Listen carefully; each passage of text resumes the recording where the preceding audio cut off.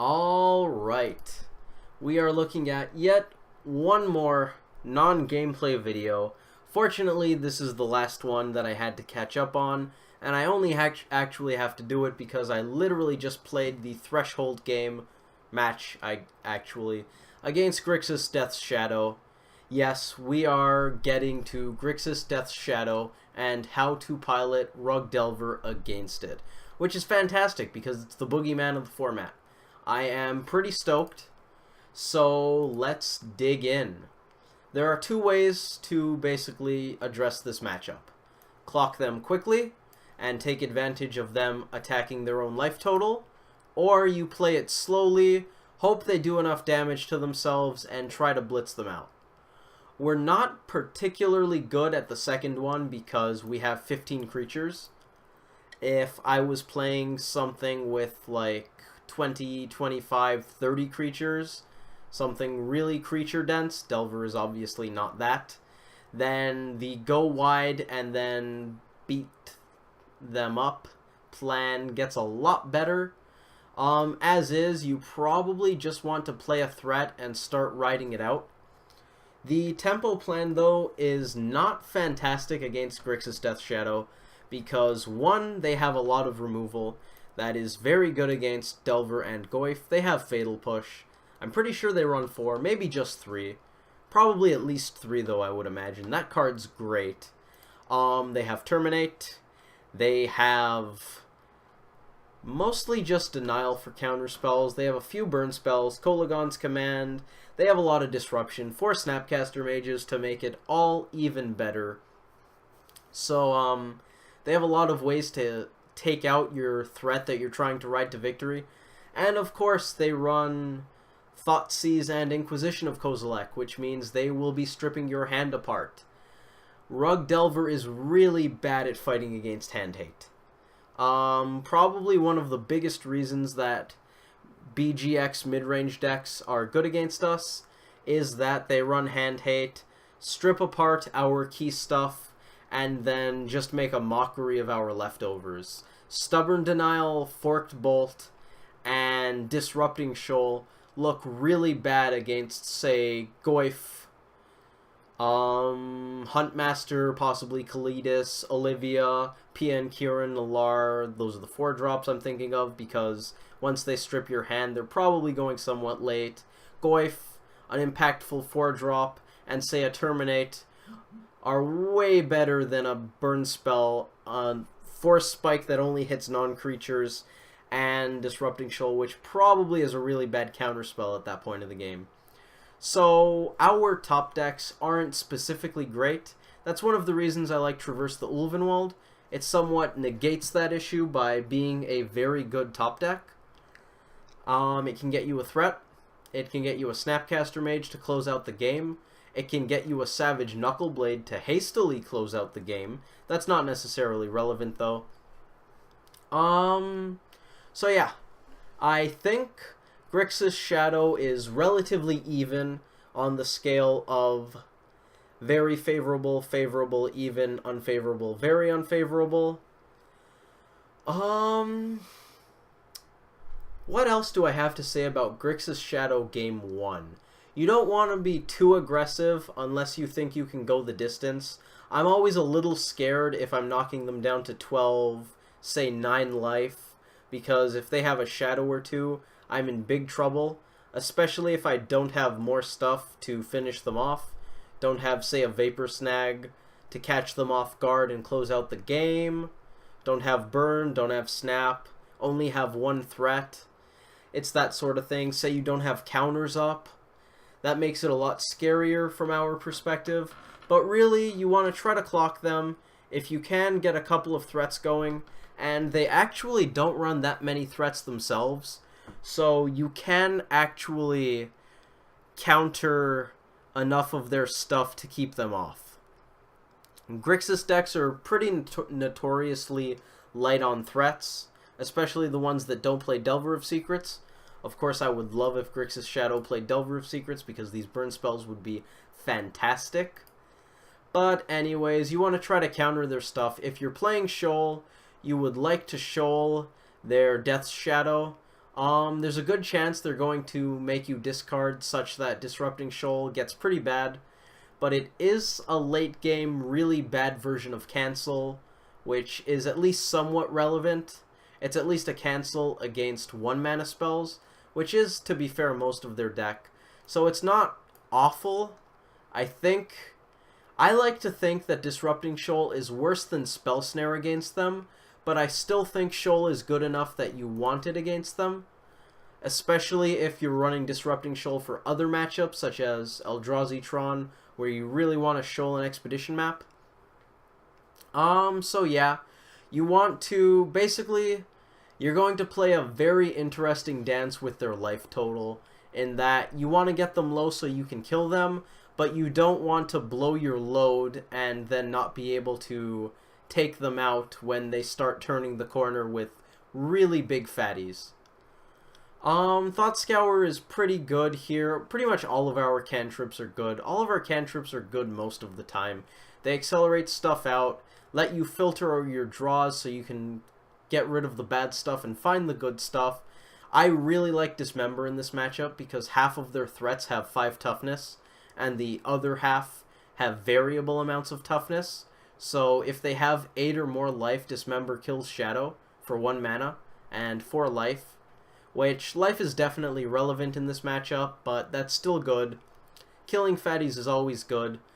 I am really hopeful for Savage Knuckleblade to pull weight in this matchup, as well as the Eldrazi Tron one, because those are the matchups with the big fat fatties that also are going to have trouble removing Savage Knuckleblade, I think. Grixis Shadow probably runs around 2 Terminates, so if they can't turn on their Fatal Push, we have a pretty good chance of keeping Knuckleblade alive. You can grow it to make Delve Fatties a lot worse, and sometimes Death's Shadow will be too small to be able to deal with it. You do need to be very careful, though, of hitting them and then having Death's Shadow become really big on the crackback. Especially, one thing to note is if you have a Mandrills and they're at 9 with a 4/4 Death's Shadow, and you swing with Mandrills and another creature, if that creature hits them, their Death's Shadow will take the 4 damage for the Mandrills. Mandrills will take 4 off of the Shadow. They will lose life. Shadow will grow by the time state-based actions are checked. Shadow will be something like a 6/6, a 7/7, an 8/8 with 4 damage on it. Mandrills will be a 4/4 with 4 damage on it. Mandrills will die. Shadow will survive, and they're probably going to hit you really hard on the crackback. So be very wary of that interaction. It's a lot like Tarmogoyf being a 2/3 with no instants in the graveyard, and then they bolt Goyf, and then by the time state-based actions are checked to see if Goyf is actually going to die, Bolt is in the graveyard, Goyf is a 3/4 with 3 damage on it. It's a lot like that interaction, so you need to pay a lot of attention to that. Overall, I would say, once again, it feels even. That probably includes sideboarding, so they're probably favored game 1, I think, because the attrition strategy is generally good against us, unless we can tempo them out, and they're a deck that takes a lot of advantage of tempo by playing extremely efficient spells. So you're probably going to have trouble tempoing them out, which means basically you still have to go for it. It's just going to be very difficult, and there's a pretty decent chance, I think, that you're going to lose. Basically, you have to feel it out, play by ear, and figure out when burn spells need to start going to the face, and when you need to be conservative and play around shadows. You also need to be wary of them using Street Wraith and Fetch Lands as combat tricks that can grow Shadow in combat, so be very wary of that. Let's sideboard. I don't want Ceremonious Rejection. Engineered Explosives is here for this matchup, ever since Death's Shadow Jund became a lot less prominent. I don't really want Artifact or Enchantment Hate, but I do want Blood Moon. Spell Snare and Vapor Snag seem great. Staticaster and Pyroclasm seem awful, and I like Huntmaster. Huntmaster offers a little extra reach It helps gum up the board. They don't have a lot of ways of getting through gummed up boards. I think they run one Temur Battle Rage sometimes. So other than killing their stuff, they have to go the old-fashioned way. We have 8 cards that we're looking to bring in. What are we going to board out? Probably a number of bolt effects. I know that I like them, but at the same time, they're really bad when they're bad, so I don't want too many. I could see boarding out a Mandrills, but I'm not excited to because it survives Fatal Push. I want both Snapcaster Mages. I'll cut a Denial. Denial is great, but it's one of those cards you can flood on. These are all good. I've only cut a few cards so far. Thought Scour is something that's going to get cut. Thought Scour is that card that is really good when you want to be aggressive with a clock and play a Mandrills early, but you basically don't need to go all in on that kind of strategy here because you're basically playing a mid-range mirror post board. So you want to disrupt them and they want to disrupt you. So you want to play a lot more carefully than just spending all of your resources to get a Hooting Mandrills that may very well get walled by a Delve Threat or terminated, which really sucks.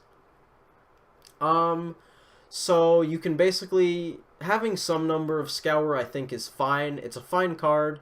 We have a lot of graveyard synergy, so I like it. It's a cantrip. It's going to help us find our threats, hit our land drops, find our interaction. It's basically a bit of everything, but at the same time, when the opponent's interacting with us and we're interacting with our opponent, our graveyard's going to grow just by playing Magic, so you don't need a bunch of them. We need to cut one more card to keep this Hooting Mandrills. I would like to keep it, so I'm going to do my best.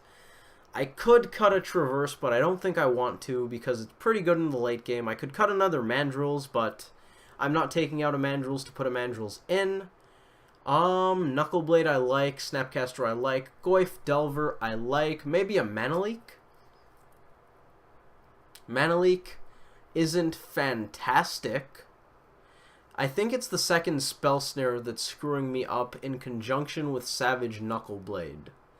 Because prior to having Knuckleblade, I only had 14 creatures, so Spell Snare was in here, and then there was another card in the board that I don't think I was bringing in. So now I have one more card that I want, which realistically is a good thing, because we have more cards that we're happy to board in. I might actually just cut this Disrupting Shoal, because while I do like the card, if you have too many, it's going to be bad. Of course, there's a similar thing to that with Mandrills, but I think you're a lot more likely to have your Mandrills bite the dust than your Shoal. So I think I'm going to do that. We're going to do a Shoal check because I specifically want to be able to Shoal for 1 here. 1, 2, 3, 4, 5, 2 CMC pitches, that's fine. 1, 2, 3, 4, 5, 6, 7, 8, 9, 10, 11, 12, 13, 14, 15. That's a pretty good number for 1 CMC pitches, so I'm pretty happy with that. I could see cutting another Shoal for a Thought Scour, but I don't think that's really where you want to be, although it is relevant that you're making it so that it's impossible for you to have 2 Shoals, which could be really bad. I actually kind of like that the more I'm talking about it. It makes Shoal for 2 worse, but we have Spell Snare. If you do that, you can't have bad hands that are bad because of having a bunch of Shoals. So basically you can't run yourself out of cards quite as easily, which I kind of like. I'm going to do a Delver check because we have 17 creatures, an artifact, and a few enchantments. 1, 2, 3, 4, 5, 6, 7, 8, 13, 13, and 8. 21 is actually pretty low, but there's a good chance that Delver's dying in this matchup, and especially post-board, you're not looking for Delver to be transformed and beating away right away, because you just want to get a little bit of chip damage in, help them get to the sweet spot of around 12 life where Shadow's not massive, and then try to really turn it up and finish them off. So I think that would be how I would sideboard against Grixis Shadow today. I could also see cutting this Mana Leak, this Hooting Mandrills, this Thought Scour, and maybe this Traverse if you want the second Shoal. I think it's a little more work to fit in all three, but I have done it. I actually think I did it earlier today, but that wasn't with this list, so it's not fresh in my memory. That was a different list. Siding against Grixis Shadow with this list is a little fuzzier for me. Anyways, I like to feel it out every time regardlessly. I think this is pretty good. We have a lot of creatures, which I like because they want to play a mid-range plan and grind us out of creatures. We want to play a mid-range plan and have the last threat standing, as well as if we can resolve a Blood Moon to turn off their mana, that's fantastic. Another nice thing Blood Moon does is it turns off their fetches, which means they won't be able to fetch Shock to pump Shadow mid-combat, which is definitely nice. I think that's pretty good. I think that covers most of the relevant stuff for Grixis Death Shadow. So yeah, hopefully you guys enjoyed that video. Thank you for watching. Please let me know if you have any feedback to help me improve these, and hopefully the matches incorporated with this little mini primer, I guess, do a good job of demonstrating what I just talked about, or maybe show you what not to do. I'm fine with either as long as we get Rug Delver players to improve, because that's what these videos are for. And also I'd like for you guys to have a good time, because I have a great time playing this, so you should enjoy too.